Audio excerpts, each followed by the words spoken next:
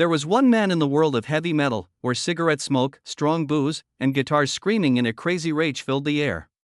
He didn't exactly fit in with the throng, but he was the heart and soul of it all. He wasn't really loud. Didn't go to parties or pursue the bright lights of the stage. That was Cliff Burton. He had crazy, messy hair, flared 70s pants, a philosophy book in one hand, and a bass guitar that looked like it was stuck to his body. He came like a strange, bright light and then disappeared at the age of 24, leaving a hole in the hearts of Metallica fans that will never be filled. But what turned this shy, nature-loving misfit who didn't want to be in the spotlight into a rock legend? What was behind the strong but poetic bass sound he made? It was music so powerful that it could make the universe hold its breath for a few seconds. Cliff Burton was not a famous person. He was a big deal. And his story, which is beautiful, sad, and sacred, lives on in every note, every tear, and in the hearts of those who used to think rock was more than just sound. It was a spirit. Life as a child. Clifford Lee Burton was born on February 10, 1962, in Castro Valley, California. It was a tranquil hamlet where the only sound that broke the silence was the piano playing in the living room. Cliff grew up in a middle-class family that loved books and the arts. He didn't grow up in a house where people yelled or fought. Instead, he grew up listening to classical music, reading old poetry books, and looking up at the sky where his imagination could run wild. He had two elder siblings, a brother named Scott and a sister named Connie. He was the youngest of the three.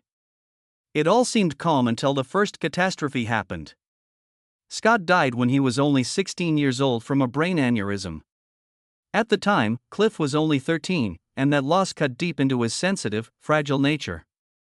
No one screamed or fought back. There was only a silent boy holding his bass guitar and strumming as if he were screaming out to his brother. He promised himself that he would do something from that point on. To honor my brother, I will become the best bassist. It wasn't a fantasy. It was a promise. Cliff didn't hang out with friends or play sports like other kids. Instead, he spent hours alone in his room, training until his fingers bled. He didn't just learn how to play the bass, he lived it. Music became his safe place, a place where sorrow turned into rhythm and the unfathomable could be heard through the strings. Cliff loved classical literature and philosophy as much as he loved music. He could read H.P. While listening to Bach, Lovecraft could flip to Black Sabbath without feeling like he was doing something wrong. He didn't think the universe was split between beauty and darkness, they were always together.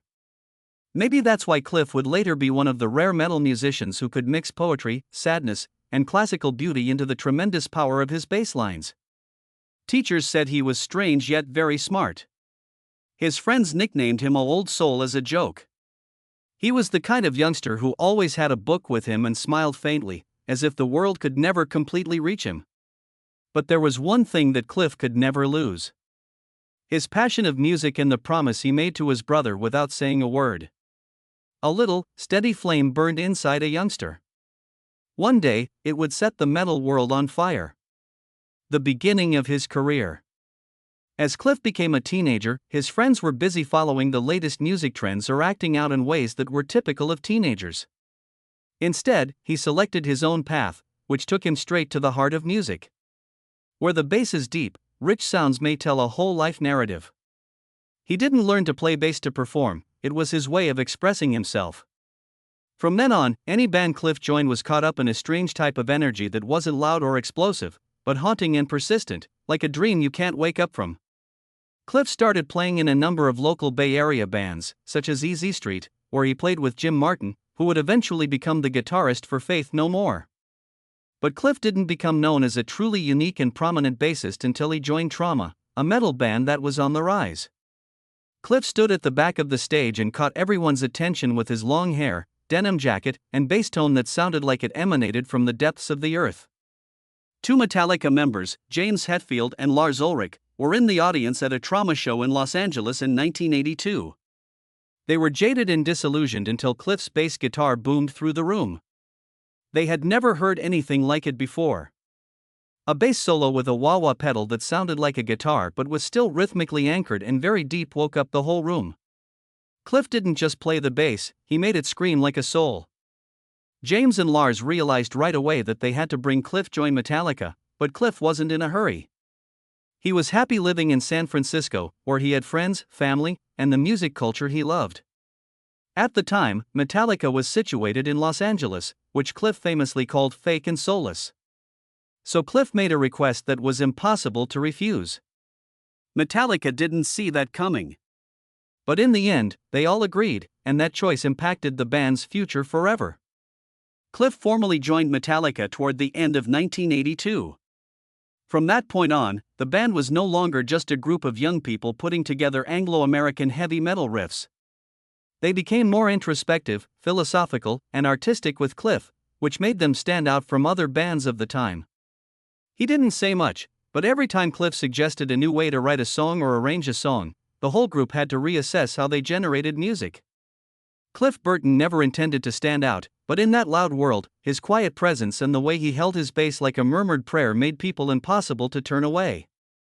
Successful career. Something shifted as soon as Cliff Burton joined Metallica. Not by making big statements or doing showy things, but just by being there. While the other band members were still playing punk and thrash music with a lot of raw, rebellious energy, he stepped in like someone from another world. He brought with him classical knowledge, a poet's spirit, and a bass guitar that sounded like it was an extension of his own heart.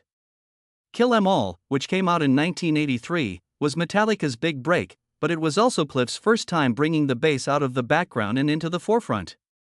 Anesthesia wasn't just a solo, it was also extracting teeth. It was an introduction and a personal statement. This is me and how I tell tales. Cliff employed wah-wah pedals, distortion, tapping, and other effects to turn the bass into a lead instrument. He screamed and whispered wild yet tender. Other bands just used the bass as a backup. No one else in metal had the guts to do it at the time, and with just one song, they changed the way people saw bass. But Cliff didn't only provide skills.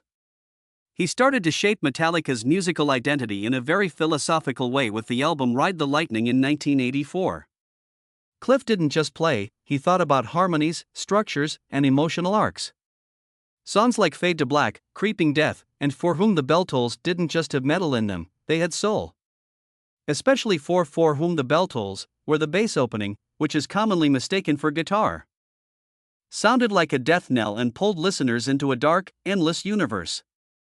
This wasn't simply being creative, it was instinct from someone who thought of music as a way to convey their spirituality. Cliff got ideas from books, especially Hemingway. They took themes of life, death, and war and made gloomy, brooding soundscapes out of them, which no one else in metal was doing at the time. Not only did Cliff make Metallica's music better, he made it deeper, more complex, more difficult, and more soulful. It was a quiet but complete change, like a subterranean stream soaking into the ground and transforming the whole landscape above it. Then came Master of Puppets, 1986, which was Cliff's best work and the last full album he would ever make. Not only was it Metallica's best album, it was also one of the best metal albums ever. Cliff's heart beat strongest in the instrumental Orion, a wordless work that communicated more than any lyric could. It was deep within its anger and darkness. The thunderous beginning sounded like stars colliding, and the yearning midsection were Cliff's bass lead like a lost soul looking for home. Orion was his musical will, as if he knew this was his last chance to say everything he hadn't said. James Hetfield reportedly claimed that the best way to get to know Cliff was to listen to Orion. You can hear the sorrow, loneliness, pride, and desire to break free in every bass line, every pause, and every rumble. From an artist who never completely fit in with our world, but who left one of the deepest marks on it. Metallica was getting closer and closer to commercial success. They opened for Ozzy Osbourne, got great reviews, and had fans all throughout Europe. But Cliff stayed the same, quiet person he had always been. He didn't care about being famous or making money. He read books backstage. He sent letters to his girlfriend by hand while on tour buses. He liked to wander alone and look at nature in his free time. He seemed to think that popularity was the only price he had to pay to make music that was authentic to him. And that is what made Cliff Burton an artist that no one else could replace, not just for Metallica but for a whole generation. He took metal out of its simple rebellious shell and led it deeper, into philosophy, and into music as a spiritual experience. Cliff played music that made the world listen in a manner it never had before, even as everyone else was still demanding to be heard. Cliff Burton changed the way bass guitars are used in rock music with just 3 albums. And when he was gone, the metal world shook, not just because a band member had died, but because a musical soul who could turn quiet into the most haunting beauty had died. Personal life: Cliff Burton was in one of the most rebellious and energetic metal bands of the period, yet his personal life was very different from what most people thought of as a rock musician. He lived a simple life, stayed away from flashy things, and stayed out of the glitzy parts of the music business. Cliff and Corinne Lynn were in a close romantic connection. She was his girlfriend as Metallica was getting popular. People who knew him well said that their connection was calm and stable. Cliff didn't like to show off his love in big, flashy ways or make big romantic gestures, but he always took care of his girlfriend in a quiet, considerate way. After he died, Corinne mostly kept to herself, but it is known that she was heartbroken and never really got over it. Cliff's family stayed in touch with her and thought of her as an important part of his memories. People who knew him, including friends and other Metallica members, said he was down-to-earth and honest. James Hetfield famously called him the band's moral compass, saying that he wasn't hesitant to speak up when things went against his beliefs. Cliff wasn't belligerent, but he was clear about his personal space. He didn't like to party, remained away from the self-destructive lifestyles that many rock musicians of the day lived, and steered away from anything phony or shallow. He would often read instead of going to backstage gatherings. He really loved classical literature, philosophy, and the writings of J.R.R. Tolkien. His friends knew this very well. His own style also showed how loyal he was to himself. As the other band members changed their looks to please the crowd, Cliff persisted with his flared pants, flannel shirts, unkempt long hair, and worn-out Converse sneakers. He never attempted to blend in, and he didn't care if it made him stick out. Cliff didn't have a lot of close friends, but the ones who really know him respected him a lot. Cliff wasn't someone you could get close to right away, but when he did, he was honest and real. Everyone who worked with him agreed on one thing: music and his own integrity were more important to him than anything else, and he stayed true to that until the end. The sad accident: Metallica was on their Damage Incorporated European tour on September 27, 1986, to promote Master of Puppets, which was the most popular album of their career at the time. The band played in Stockholm, Sweden, and then took a bus overnight to Copenhagen, Denmark. The roads were slick, the fog was dense, and it was quite chilly. At about 6 a.m., a terrible happened. The tour bus lost control and crashed into a field near the village of Ljungby. It then rolled over. When the band members woke up after the crash, most of them had just minor injuries. But there was no sign of Cliff Burton inside the bus. They were horrified to find out that he had been hurled through a window and was stuck under the bus. Some members, like James Hetfield, raced about the area, attempting to figure out what had happened and asking for help. It was all for nothing. At the age of 24, Cliff died on the spot. It was tragic that Cliff ended himself in that bunk because of a simple doodle the night before. Every night, the members of Metallica would draw cards to see who got what bunk. Cliff drew the winning card that night and traded places with Kirk Hammett, who was supposed to be in that seat. No one could have realized that such a minor choice would have such a terrible effect. At first, the bus driver said the bus had skidded on black ice, but Swedish police couldn't find any visible signs of ice at the scene. There were speculations later that the driver may have fallen asleep or lost control, but no one was ever charged. The band and their fans didn't care as much about what caused the death as they did about the terrible pain of losing someone who was thought to be the musical heart of Metallica so soon.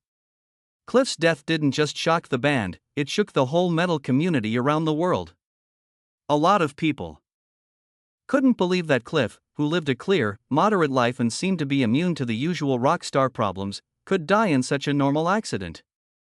It was unfair, terrible, and brutally sudden how the journey of such a potential artist came to an end just when it was starting to bloom. After Cliff died, Metallica thought about breaking up for real. But after weeks of destruction, they decided to go on without him, not to replace him but to respect him. James Hetfield, Lars Ulrich, and the other members have all remarked that after that, everything about Metallica had a portion of Cliff in it. This included their musical ideas, the way they took songwriting seriously, and the way they lived and dealt with success. On October 7, 1986, Cliff's funeral took place in California. He was burned to death. Then his ashes were spread out in a peaceful place close to his home. At the service, Orion, the instrumental he helped shape so much, was played. It was a somber, wordless goodbye. Influence and legacy. Cliff Burton only played on 3 Metallica albums, but his effect is much bigger than that. Cliff brought a whole new style to a genre famed for its fury and speed. He had great technique, classical musical thought, and, most significantly, the ability to transmit deep emotion through the bass, which was something that many metal bands of the time didn't do. Before Cliff, most metal bassists were mostly there to keep the beat, which was a good thing but not very interesting. Cliff was the other way around. He turned the bass into a way to show who he was, be creative, and even lead others emotionally. Songs like Anesthesia, Pulling Teeth, For Whom the Bell Tolls, and especially Orion didn't only show off his technical skill. They showed that bass might be the main voice in a song's structure. Cliff has an impact on more than just music. It changed how metal musicians thought about their own responsibilities in the future. Many famous bassists, including Robert Trujillo, who would later take Cliff's place in Metallica, David Ellefson of Megadeth, and Steve DiGiorgio of Death Testament, have said that Cliff was a big influence on them, not just because of how he played, but also because of the spirit of freedom, honesty, and creativity he embodied.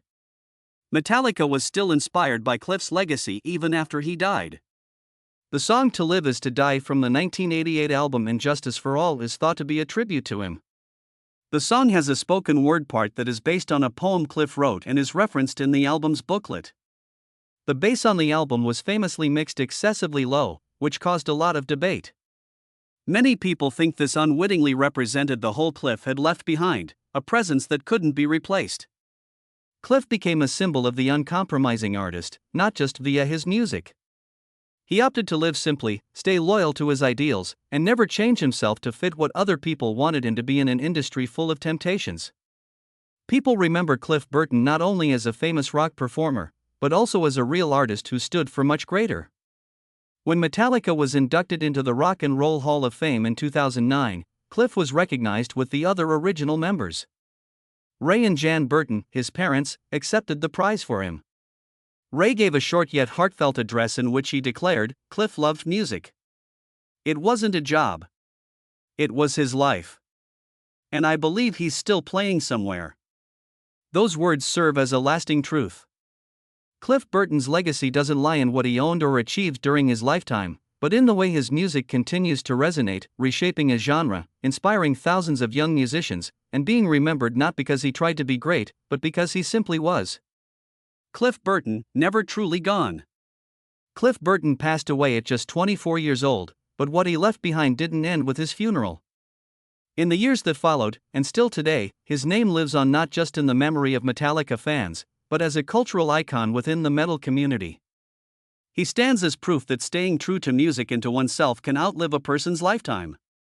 No one kept that flame alive more faithfully and warmly than Cliff's father, Ray Burton. For many years after Cliff's death, Ray continued to attend music events, fan gatherings, memorials, always ready to speak with anyone who loved his son. Even in old age, he traveled on his own, shook hands with fans, and spoke about Cliff with a calm voice, tinged with pride but never boasting. To fans, Ray wasn't just the father of a legend. He was the guardian of Cliff's spirit, preserving his character in the most genuine and humble way.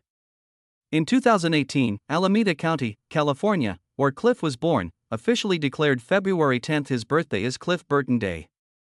It wasn't marked by fireworks or grand stages, but by fans around the world sharing old songs, memories, photos, and above all, gratitude for an artist who lived and created on his own terms without compromise. That same year, Cliff's family partnered with Castro Valley High School to establish the Cliff Burton Music Scholarship, supporting students passionate about the arts who faced financial hardship. The scholarship didn't require outstanding grades or exceptional talent, just true passion. And that, above all, was what Cliff himself lived for. Beyond official tributes, Cliff Burton's fan community continues to grow worldwide. Tribute videos, Orion covers, and hundreds of heartfelt comments are shared every year on his birthday and the day of his passing. On music forums, is still remembered as an artist who was never truly replaced. Even though Metallica went on to achieve enormous success with other members, Metallica too has never let his name be forgotten. At major performances, Lars Ulrich and James Hetfield often speak of Cliff, pay tribute, and sometimes even perform Orion as a spiritual rite. There's no stone monument built in his honor, but the music he left behind is his immortal gravestone, stronger than any statue. Cliff's death was not just a personal loss for Metallica. It was a symbolic loss for an entire generation of artists. Artists who believed it was possible to live authentically, create without compromise, and leave a mark without ever walking the beaten path. Cliff Burton never tried to become a legend. He didn't seek the spotlight, didn't change himself to please the crowd, and never lived for applause. Yet it was that very simplicity, that unwavering conviction of a man brave enough to live true to his soul, that made him immortal. In a world of music that thrives on noise, Cliff chose calm. In an industry obsessed with glamour, he chose depth. And in a band on the fast track to massive success, Cliff preserved a quiet space for himself, where art could exist in its purest form. He was with Metallica for only 3 years, 3 albums, a brief chapter. But that presence was enough to alter the course of an entire genre, enough for his low, resonant notes to keep echoing, not just in music, but in how future generations understand what truly matters. Authenticity, pride, and an identity that cannot be replaced. Cliff Burton didn't die at 24. He simply stopped there. The rest of him, his melodies, his principles, and that quiet yet enduring inspiration, still lives on in the hearts of millions of music lovers. What are your thoughts on Cliff Burton? A quiet artist whose influences felt so powerfully, what part of his short but profound life moves you, makes you reflect, or resonates with you most? Share your thoughts in the comments below. And if you believe this story deserves to be heard by more people, don't forget to hit like and subscribe to join us in honoring those who lived and burned brightly, if only for a moment, but left behind a light that never fades.